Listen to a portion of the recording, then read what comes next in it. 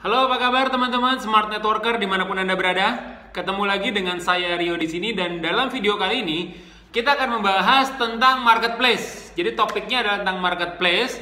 Jadi kira-kira menurut Anda dengan keberadaan marketplace di era digital ini, buat teman-teman network marketer itu kira-kira adalah sebuah bantuan atau sebuah ancaman? Nah, kira-kira menurut Anda yang mana?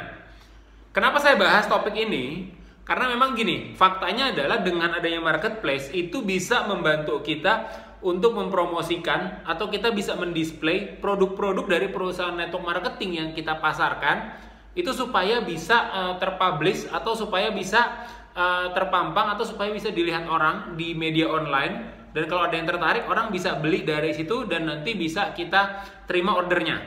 Itu salah satu aspek bantuannya di situ. Namun, kenapa saya bahas ada aspek ancaman di sini? Kenapa ada aspek ancaman? Karena poinnya adalah kayak begini. Saya nggak tahu bagaimana dengan Anda, oke? Saya nggak tahu bagaimana dengan Anda dan bagaimana di perusahaan Anda. Karena banyak, oke, produk-produk memang yang ketika itu ada di marketplace, ini produk-produk network marketing, ketika itu ada di marketplace, itu cutting price-nya gila-gilaan, men. Kenapa saya bilang cutting price-nya gila-gilaan? Karena saya pernah ngalamin sendiri.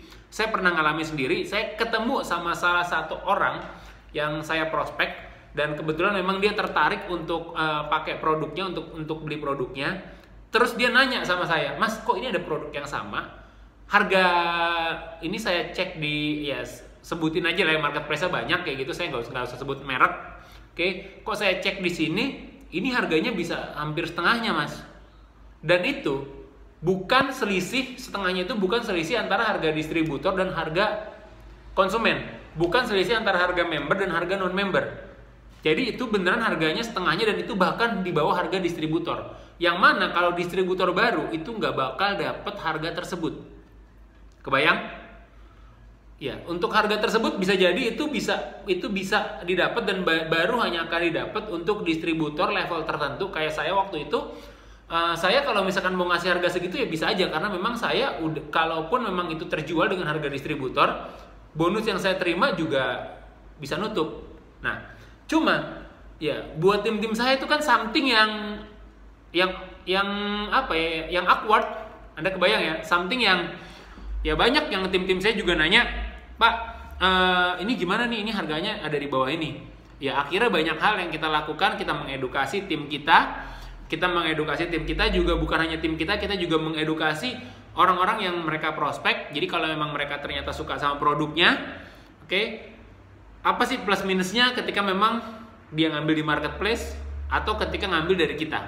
Gambarannya kurang lebih seperti itu. Dan bahkan saya pernah ada salah satu konsumen yang ngambil, akhirnya dia tetap ngambil produk dari saya, sekalipun dia tahu itu harga di marketplace itu di bawah harga distributor, setengahnya bahkan di bawah harga distributor. Saya nggak tahu entah dia ngabisin barang atau memang jual rugi biar dapat duit aja, ya nggak tahu lah ya saya. Tapi intinya adalah yang saya lihat dari dia adalah dia bilang ya karena memang dia ngelihat sayanya, dia ngelihat personal value dari saya, dia ngelihat sayanya, jadi dia pilih buat beli lebih mahal. Oke, dia beli ngeluarin duit lebih mahal, tapi kalau mau nanya-nanya dan lain-lain dia ngerasa lebih safe di situ. Nah, saya nggak tahu gimana menurut Anda, tapi salah satu yang sering saya lakukan adalah memang dari apa yang saya pelajari dari salah satu perusahaan yang saya ikuti, dari perusahaan yang saya ikuti. Oke, karena memang sebelumnya itu ada beberapa, saya sempat ada cuma ada di 2 perusahaan sih. Nah, di perusahaan yang saya ikuti ini yang terakhir saya lihat di situ dia bilang kayak begini. Ini lebih daripada sekedar menjual atau mempromosikan produk ataupun peluang yang Anda miliki. It's about you, dia bilang. Jadi sebenarnya yang dijual adalah diri kita.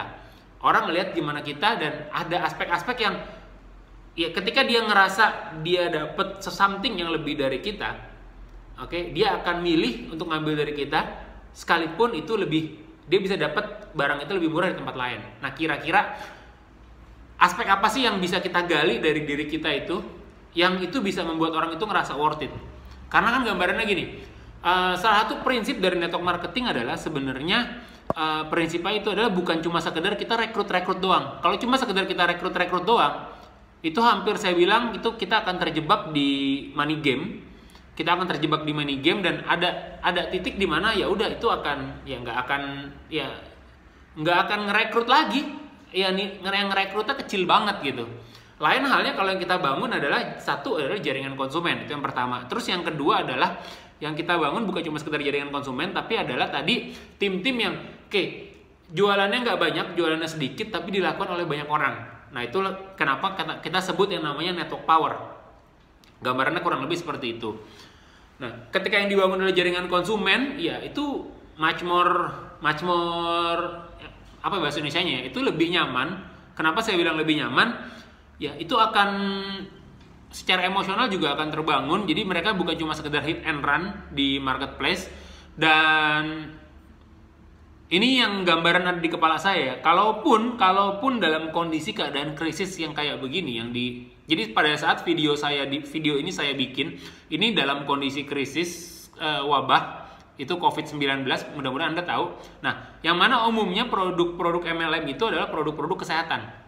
Oke. Kalaupun ada produk-produk yang lain itu biasanya ada produk kesehatan. Kalau yang kita bangun adalah jaringan konsumen, harusnya di masa kayak begini, ya minimal kita tuh punya omset yang stabil karena masing-masing pakai satu. Anggap aja gambarannya gini, saat ini kita punya jaringan konsumen. Di dalam jaringan kita itu ada 1.000 orang yang masing-masing pakai produk 300.000 sebulan. Anda bisa hitung omsetnya berapa?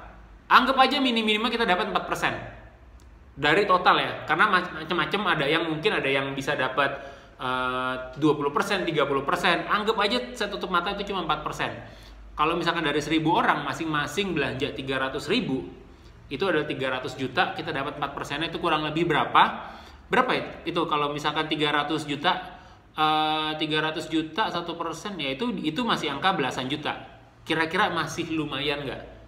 Ya itu masih lumayan, kecuali memang kalau kita nggak bisa ngontrol gaya hidupnya. Nah itu lain cerita. Makanya prinsipnya adalah di sini, terlepas dari apakah marketplace itu ancaman atau ya bukan ancaman ya, gangguan atau bantuan, kita mesti punya something value yang memang itu bisa kita offer ke orang yang beli. Jadi meskipun kita taruh barang kita di marketplace, tetap perlu ada sentuhan personal.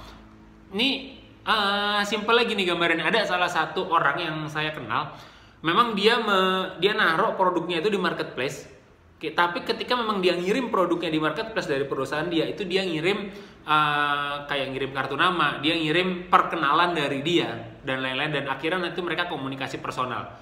Dan yang selanjutnya adalah ya seringkali dia itu belinya itu dari orang tersebut, dari si Mbak ini, ketimbang dari marketplace yang sebelumnya. Marketplace itu hanya dia pakai buat ajang transaksi, mungkin buat dapat gratis ongkir dan lain-lain. Tapi mungkin buat beberapa perusahaan yang udah punya fitur gratis ongkir, ya itu udah aman. Nah, jadi sebenarnya kalau misalkan dibilang tantangan atau dibilang ancaman atau bantuan, ya, dua-duanya ini sama-sama balance aspeknya, karena satu sisi kita bisa dapat orang-orang baru yang kenal dengan produk kita, yang kenal dengan bisnis kita. Tapi memang di satu sisi, kita juga akan ketemu sama orang-orang oportunis, contohnya kayak saya, yang ketika beli produk, saya akan banding-bandingin dapat lebih murah yang mana. Saya baru aja beli salah satu produk MLM. Jadi kalau memang kita nyari produk kesehatan, biasanya saya nyari dari perusahaan MLM. Yang mana ini saya tahu di marketplace itu banyak yang lebih murah, tapi saya lebih pilih ngambil dari teman saya yang memang notabene-nya itu selisihnya tuh sedikit lebih mahal. Ya nggak banyak, tapi ya udah. Saya pilih buat ngambil dari dia karena ketika saya nanya-nanya dan lain-lain itu lebih enak buat jawabnya. Dan dia juga ngasih, dia bukan ngasih diskon, tapi dia ngasih ngasih kiriman parcel lebaran buat kita. Gambarannya itu. Tadi karena itu kan tadi hubungan personal. Parcel lebarannya juga nggak aneh-aneh, itu cuma kayak karena suaminya jualan sarung dan lain-lain, ya something like that lah. Ya ini bukan sesuatu yang mungkin juga bisa Anda lakukan, bukan sesuatu yang bisa diduplikasi dengan cara tersebut ya, tapi tadi ya karena ada hubungan personal. Seandainya dia nggak ngirimin itu pun buat saya juga mungkin akan tetap ngambil ke dia, karena memang saya ngambil ke dia itu bukan karena barang tersebut, tapi karena memang dianya. Oke, kita bisa gali apa sih personal value yang bisa kita olah dari diri kita, dan kalaupun memang kita taruh di marketplace, jangan lupa kita untuk in touch, kita bangun hubungan personal dengan orang yang beli. Oke, supaya pada akhirnya nanti dia ngambil dari kita lagi, dan dia tutup mata dengan berapapun harga yang ada di marketplace tersebut. Oke, kalau Anda punya insight lainnya, atau mungkin Anda bisa cerita tentang bagaimana sih menurut Anda dengan adanya marketplace ini jadi gangguan atau jadi jadi bantuan buat Anda boleh share di bawah. Sampai ketemu di video-video konten yang lain. See you dan thank you. Bye bye.